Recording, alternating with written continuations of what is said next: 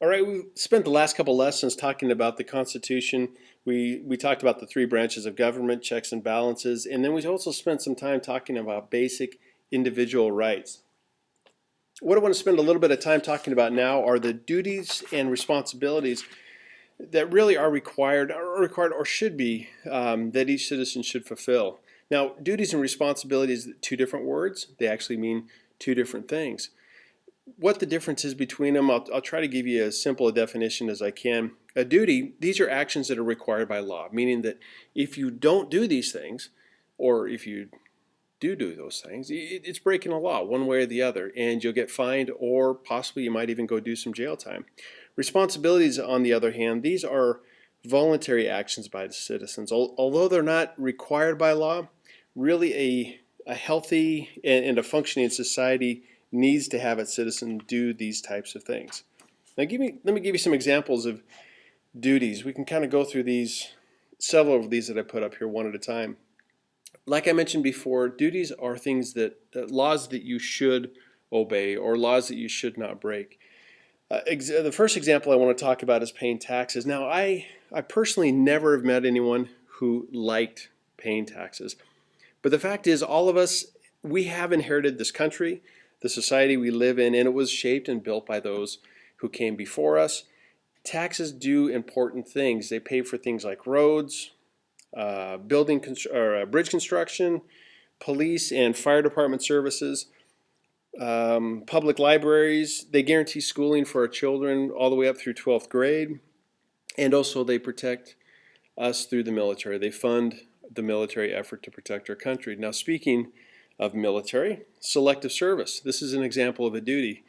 If you're 18 years and older, you have to register with the selective service. That doesn't mean you're going to be drafted, but it is a legal requirement.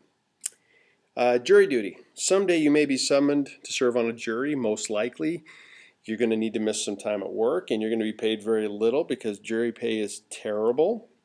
But the fact is, our justice system does need citizens to serve as jury members because these people are the ones that determine if somebody is innocent or guilty. So you might be asked to serve on a jury someday. Attending school. In most states, really until a specific age, you are required to attend school. And if you don't attend school, I guess they could throw you in jail for doing that, or juvenile detention or something like that, but you are required to go to school until you reach a certain age. And at that point, if you want to drop out of school, you can, but until that point, that is not an option. Now, let me speak here as a teacher for a moment. Legally, you have to be here anyway. So while you're here, get smarter, learn how to think more clearly, learn how to express your opinions more accurately, learn how to analyze ideas of others. Listen, you're going to be better, you're going to be smarter for your efforts. So just be a good student. Now, some of these laws I mentioned about it, if you don't agree with it, work to change it. That is going to be, we talked about duties here. We're going to talk about some responsibilities now.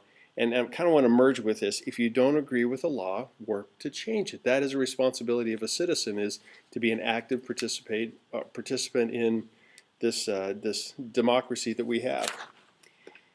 Now, other examples is to be well informed. I put on here, use the internet. Man, and do I really mean use the internet?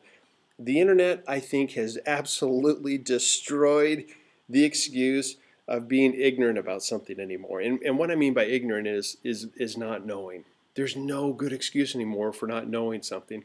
We have access to information like no other human beings that ever have existed have access to. So use the internet, for crying out loud. You need to know what's happening in your community, in your state, and then, of course, world events. Know and exercise your rights. We talked a little bit about these in some of the Bill of Rights. So know what those rights are, and when you need to, exercise those rights. Respect diversity of ideas, even those that you disagree with. So the reality of being around people is you're going to come across people who have different ideas.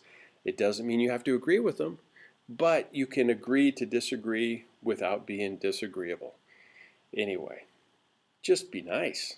Just be nice. You can disagree with people, but just be nice about it. Respecting diversity in race, religion, and beliefs. We are a nation that is absolutely full of immigrants.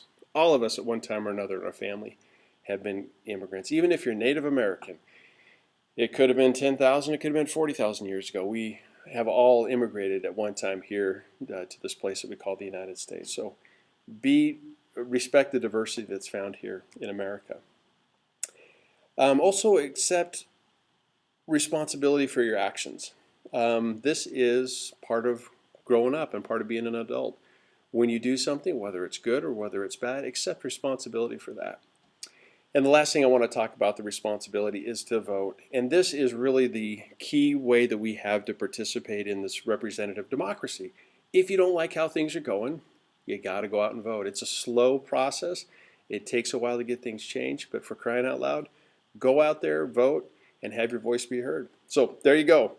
Duties and responsibilities of a well-informed, responsible citizen.